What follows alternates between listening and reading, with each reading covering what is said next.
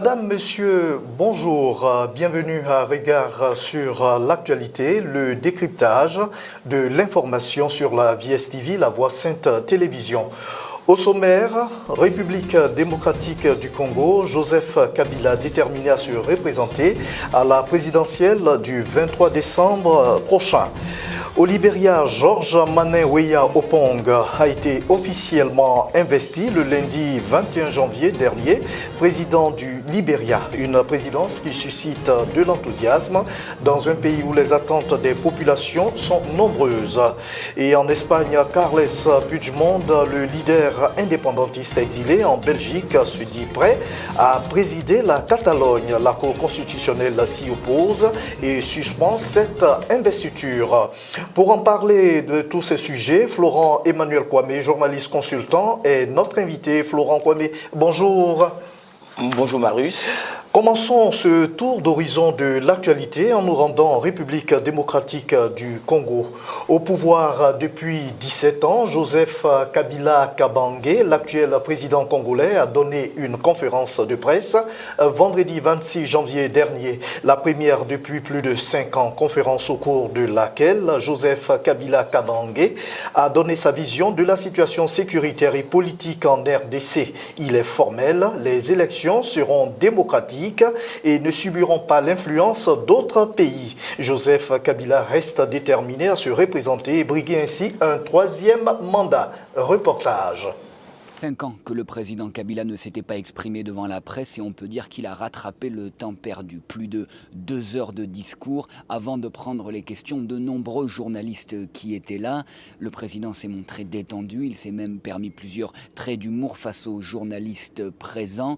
Alors il est parfois resté vague face à certaines questions, notamment par rapport au référendum, mais il a voulu lancer un appel aux Congolais quelques jours seulement après une nouvelle manifestation meurtrière à Kinshasa. Notre population doit rester calme et l'on fera tout pour que les élections soient effectivement organisées. Et pas n'importe quelles élections, des élections libres et démocratiques, mais les élections organisées par les Congolais, pas les élections qui sont influencés par quelqu'un, un pays ou un groupe de pays. Le président s'est montré critique envers les Nations Unies qui n'ont pas vocation à s'éterniser en RDC, a-t-il dit. Il a également demandé à ce qu'on amène un exemplaire de la Constitution à une journaliste qui lui demandait s'il comptait briguer un troisième mandat. Voilà une intervention devant la presse qui ne convaincra certainement pas l'opposition congolaise, mais dont le but était de montrer davantage de transparence face à la presse.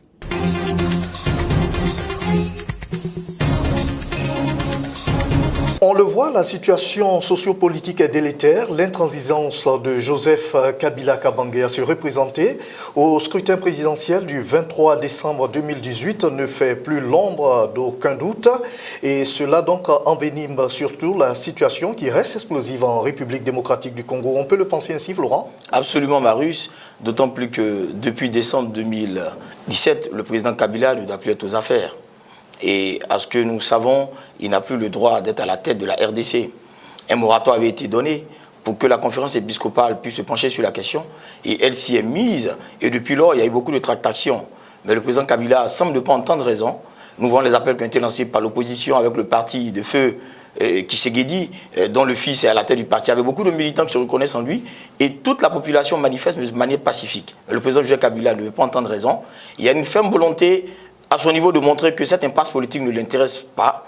Il s'en compte fiche, il souhaite se maintenir au pouvoir, quitte à ce que le peuple puisse en mourir. On dénombre beaucoup de personnes déjà décédées, même dans certaines églises catholiques, on voit que les personnes sont flagellées au cours des messes, et cela est de nature à jeter le discrédit sur l'honorabilité de ce grand pays qu'est la RDC. Vivement que la démocratie reprenne ses droits. Eh bien, comment alors expliquer la détermination de Joseph Kabila à ne plus respecter l'engagement pris de quitter le pouvoir au terme de son deuxième mandat? Comment on se l'explique? On se l'explique dans la mesure où Joseph Kabila est arrivé au pouvoir par des moyens pas du tout démocratiques. Nous savons que son père, Laurent Désiré Kabila, a pris le pouvoir à partir d'un maquis. C'est une rébellion qui a renversé Feu Mobutu, Sese Seko, Kokumedu, Azabanga du pouvoir. Et Laurent Désiré Kabila qui prend le pouvoir, il ne vient pas de manière démocratique. On espère que Mobutu est un dictateur. Donc c'est un autre dictateur qui prend le pouvoir à la place d'un autre. Et Laurent Désiré meurt, son fils Kabila lui succède. On n'est pas dans une monarchie. Donc juridiquement, ce n'est même pas juste. Ces mécanismes de succession n'existent pas à la RDC. Mais on a imposé Kabila fils, il prend le pouvoir espérant que l'ordre démocratique reviendra. Mais c'est pire, il fait pire que son père qui est arrivé par le maquis à prendre le pouvoir des mains de Mobutu. Et aujourd'hui, tout le monde le voit, tout le monde le sait, c'est que des tueries à n'en point fini, c'est des menaces permanentes. Et aujourd'hui, là où il y a des principes religieux à respecter, Kabila les foule aux pieds. D'ailleurs, une certaine liberté de pensée de Joseph Kabila Kabange lors de cette conférence de presse, il a déclaré, je le cite, « Des élections démocratiques transparentes seront organisées par les Congolais sans intervenance de l'étranger. Que faut-il y attendre? Comment comprendre cela? » Et moi, je l'ai toujours dit, tant au niveau national qu'à l'international, à plusieurs grands débats internationaux. Chaque fois que des pays africains refuseront de voir la main tendue de l'Occident à aider à la démocratisation de ceux-ci, retenons que c'est parce qu'il y a une ferme volonté de ne pas aller à la démocratie de la part de ces dirigeants africains. Parce que si vous gagnez dans les urnes, il n'y a pas de raison que l'Occident vous empêche d'avoir accès au pouvoir d'État. Et si Kabila a peur que l'ONU s'implique, a peur que les Nations Unies, à tous les niveaux, avec leurs différents compartiments, s'impliquent pour l'organisation des élections, c'est parce que dans la tête de Kabila, il y a un autre tour qu'il voudrait jouer, c'est-à-dire ne pas céder le pouvoir, quel qu'en soit le prix. La contestation populaire de son côté ne cesse donc de grossir. Le comité laïque de coordination d'ailleurs appelle les chrétiens de toutes les congrégations à descendre dans les rues le 4 février prochain après la marche du dimanche. Vous l'avez évoqué tout à l'heure, réprimés dans le sang, des blessés, des morts, on en a compté. Doit-on craindre le pire? Oui, il faut craindre fondamentalement le pire avec Joseph Kabila qui n'a plus peur et qui estime que la fin justifie le moyen, à la manière de Nicolas Machiavel, comme il le disait dans Le Prince. Et aujourd'hui, pour lui, s'il faut tuer pour se maintenir au pouvoir. Nous avons vu récemment la conférence qui a été organisée par le président Kabila. C'est un nouveau style, un nouveau look, voilà, avec une nouvelle barbe, une moustache. C'est un autre look pour dire que c'est un je m'en foutiste. Moi, je dois atteindre le pouvoir, le maintenir. Et si le peuple doit mourir, s'il faut marcher sur ce peuple pour le maintenir, pour créer davantage la peur, je le ferai. Et je voulais rapporter cette belle idée de Machiavel dans son temps. Et il avait dit... Il dit, au lieu de chercher à être aimé, il est plus sûr d'être craint. Et je crois que Kabila va se faire craindre pour être maintenu au pouvoir. Alors, pour être plus complet sur le sujet, y a-t-il une position face à Kabila? Oui, la position c'est le peuple. Le peuple ne veut plus de Kabila. Et tout le monde le sait. La communauté internationale le sait. Et la communauté internationale observe. Mais seul le peuple peut faire partie de Kabila. Je crois fermement que le peuple fera partie. Quels que soient les moyens que le peuple utilisera. Malheureusement, c'est ces personnes humaines qui meurent chaque jour. Mais l'âme de ces personnes permettra à la RDC d'être délivrée.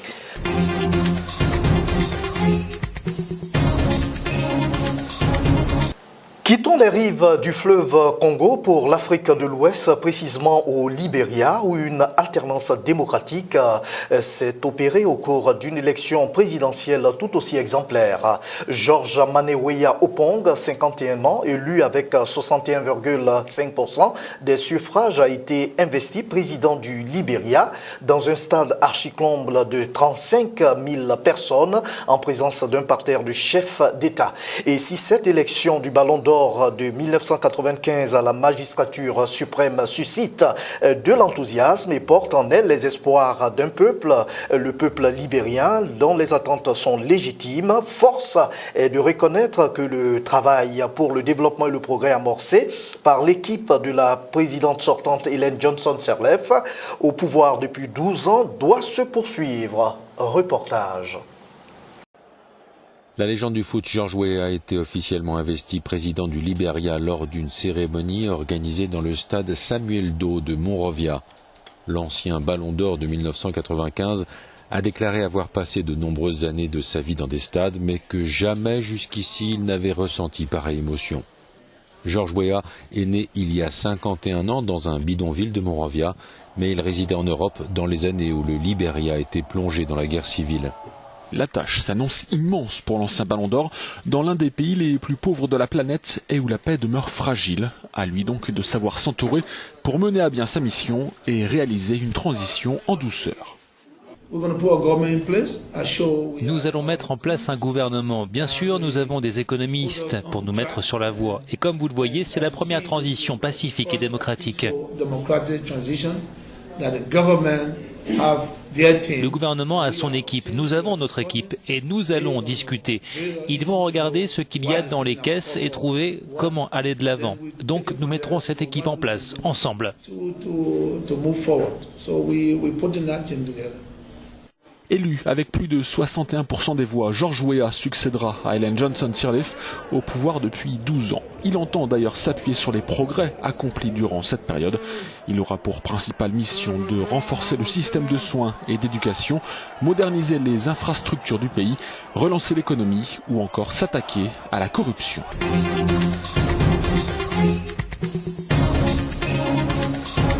Alors, Florent, cette cérémonie d'investiture aura été des moments forts et intenses en événements, en couleurs surtout, pour le peuple libérien, mais aussi une belle leçon de démocratie pour toute l'Afrique.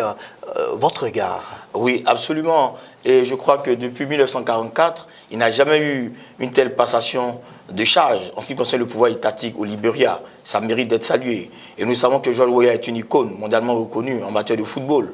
Et nous savons que George Weah avait nourri l'idée de toujours aider son pays. Quand même il jouait au Milan AC, au PSG ou à Monaco, ou depuis même le Tonnerre de Yaoundé, George Weah est resté attaché à son peuple qui souffrait des affres de la guerre. Et n'oubliez pas que la guerre du Libéria, c'est de 1989 à 2003. C'est 24 ans de guerre. Le peuple a été décimé, des millions de personnes ont été tuées sans aucune raison. Parce que rien ne justifie la mort d'un individu à plus forte raison d'un peuple. Et nous croyons qu'il fallait revenir de plus belle avec une force d'esprit.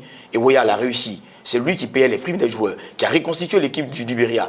Alors il a commencé le peu pour chercher à atteindre le grand. Et quoi de plus normal que lorsqu'il a perdu face à Ellen Johnson Sirleaf, les présidentielles précédentes à celles que nous avions connues, mais Weah est resté de marbre. Parce qu'il n'a pas voulu créer des mouvements de protestation pour mettre en péril encore la paix qui était très fragile au Libéria. Nous savons toutes les tournées qui ont été faites dans les pays africains pour prendre le conseil auprès de plusieurs chefs d'État africains. Et il a suivi ce que ces chefs d'État lui ont donné comme conseil. La sagesse a primé. Aujourd'hui, il est élu après qu'il ait été sénateur. Cela mérite d'être salué. Mais nous allons un peu plus loin avec George Weah. Parce que, vous voyez, voilà quelqu'un qui joue au football. Voilà quelqu'un qui a glané des prix, le seul ballon d'Africain, 1995. Et George Weah, quand il finit, il ne baisse pas les bras, il va s'installer aux États-Unis avec son épouse. Il s'inscrit à l'université de Floride. Il fait un baccalauréat, il fait un bachelor et il fait un master en management. Voilà quelqu'un qui montre que du football, on peut repartir dans un monde purement intellectualisé, se former et revenir en politique. Je crois que c'est une image. Et cela mérite d'être salué au-delà de notre Afrique, de par le monde entier. D'ailleurs, nous y resterons. Cela ramène donc à la pratique de la sempiternelle question de la démocratie, la pratique de la vie démocratique en Afrique. Votre commentaire? Oui, fondamentalement, je crois que l'exemple du Libéria doit faire école. Comme l'exemple du Sénégal, comme l'exemple du Bénin, comme l'exemple du Ghana, qui sont sous nos cieux des pays démocratiques. Et le Libéria vient de rentrer dans la grande cour des pays démocratiques qui sont recherchés comme des pierres précieuses en Afrique, parce qu'ils sont rares ces pays. Et nous, notre souhait le plus ardent, c'est que cette paix du Libéria soit maintenue durant tout le long du mandat de Weah, au-delà de son mandat. Et nous voyons les efforts qu'il a fournis, parce qu'au sein de l'équipe de l'ancienne présidente, Weah a puisé des ressources humaines valables. Voilà, et qui sont aujourd'hui des affaires avec lui, notamment le ministre des Affaires étrangères, le ministre de l'Éducation nationale, le ministre de l'Information. Ce sont de purs produits que Weah a trouvés au Libéria et qui ont fait, bien évidemment, de leur preuve à travers tout ce qu'ils ont pu gérer dans ce pays-là sous l'ère Ellen Johnson Sirleaf. Et ça mérite d'être salué. Enfin, on l'a aussi dit, les défis qui attendent le nouveau président élu, George Weah, sont immenses. Il a fait beaucoup de promesses. Sera-t-il à la hauteur des espoirs placés en lui?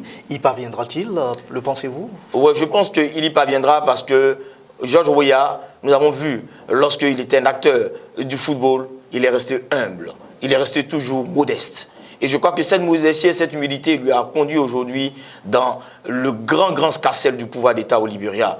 Et je ne pense pas qu'il soit grisé par le pouvoir. Il va respecter les normes. Sinon, rien ne l'obligeait à garder les personnes de l'équipe d'Ellen Johnson Sirleaf. Et tenez-vous bien, la présidente du Libéria a préféré suivre George Weah au dernier moment que de suivre son vice-président. Parce qu'elle sait que Weah incarne le modèle nouveau de ces chefs d'État africains, le modèle nouveau de ces jeunes libériennes qui veut de la paix, et cela pour toute la vie. Quelles pourraient être alors, selon vous, Florent, les priorités du gouvernement Weah? Les priorités du gouvernement Weah, comme il a dit lors de son investiture le 21 janvier dernier, dans ce grand stade, Samuel Doe du Libéria, à Monrovia, c'est d'appeler les investisseurs de par le monde entier à redonner encore un nouvel espoir au peuple libérien en acceptant de venir investir au Libéria. Il n'y a que l'initiative privée qui peut faire propulser un pays. Si un pays vit à partir de cette devise produite par elle-même, mais elle reste en vase clos, elle vit en autarcie, elle ne pourra jamais connaître un véritable développement économique. Et je crois que cet appel de ouais étant entendu, il y a plusieurs chefs d'État, tant en Afrique que de par le monde, qui étaient présents à l'investiture. Et nous croyons que le Libéria est une zone propice au développement des affaires. Il faut les encourager et l'Afrique les aidera. Et je crois que lui-même est un modèle qui se vend facilement parce que lui-même c'est un label George Weah. C'est un label, voilà.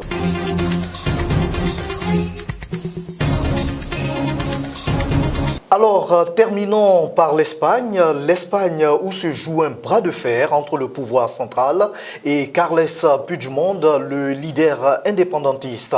Exilé en Belgique depuis que Madrid a lancé à son encontre un mandat d'arrêt international, Carles Puigdemont a trouvé un motif de légitimité renouvelé avec la victoire des indépendantistes aux dernières élections régionales en Catalogne, précisément le 21 décembre 2017.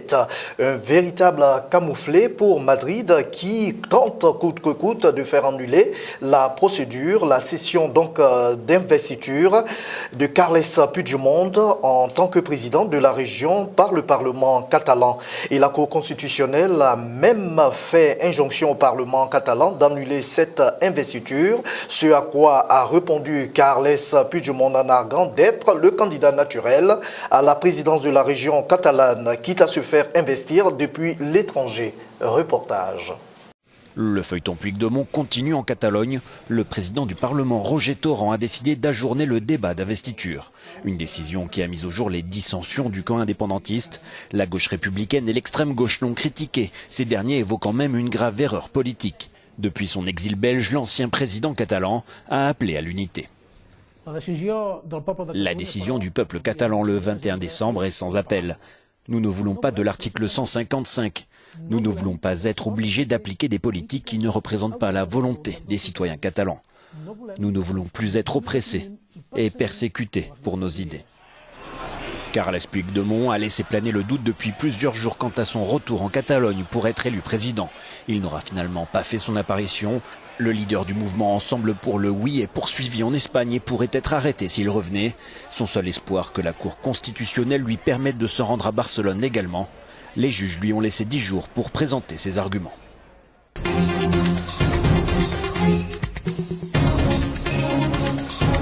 On le voit, c'est un véritable bras de fer entre Madrid et Carles Puigdemont.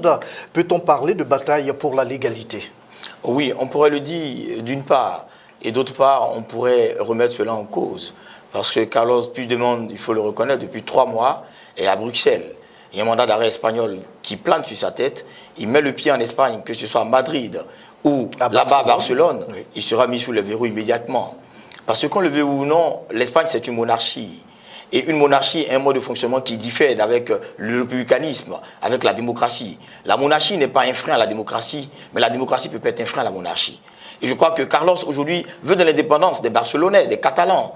Mais le roi d'Espagne ne peut jamais l'admettre. Felipe, oui. Voilà, si Felipe admet que Barça, comme on le dit trivialement, donc Barcelone, les Catalans, bénéficient d'une telle indépendance, mais c'est toute l'Espagne qui va s'éclater. Nous avons eu l'occasion de faire un saut en Espagne, on a vu, à Bilbao, à Madrid, mais partout dans toutes ces zones, et les Catalans eux-mêmes. Mais ce sont des peuples qui sont naturellement différents les uns des autres, parce qu'ils ont un esprit qui les habite, c'est le fait d'avoir leur indépendance. Ils se perçoivent comme de petits États dans une grande monarchie. Et cette idée doit disparaître. Tout peuple a une histoire. On connaît les Franco qui a frappé terriblement l'Espagne. On ne va pas revenir à cela. Pour que l'Espagne arrive à la monarchie. Quelle est aujourd'hui cette quiétude? Cela mérite d'être gagné. Nous croyons que la Cour constitutionnelle prime sur toute chose. Et cette Cour constitutionnelle a donné les raisons de ce que cette élection ne doit pas être prise en compte et elle ne sera pas prise en compte. Voilà pourquoi l'investiture a même été reportée. Force donc est au droit d'amorce d'un dialogue entre Madrid et le Parlement catalan pour juguler cette crise politique. Est-elle encore possible, Florent? Oui, cette crise pourrait être possible d'être jugulée. La preuve, depuis 3 mois, un mandat d'arrêt est lancé contre Carlos, mais il est encore à Bruxelles. Nous savons qu'il y a une coopération judiciaire entre l'Espagne et la Belgique. Pourquoi depuis lors on ne l'estrade pas pour l'Espagne et qu'il est encore maintenu à Bruxelles? Parce qu'il y a une volonté féroce des Européens de régler de façon pacifique cette question. Et nous croyons qu'en la matière, l'Europe, c'est une véritable civilisation.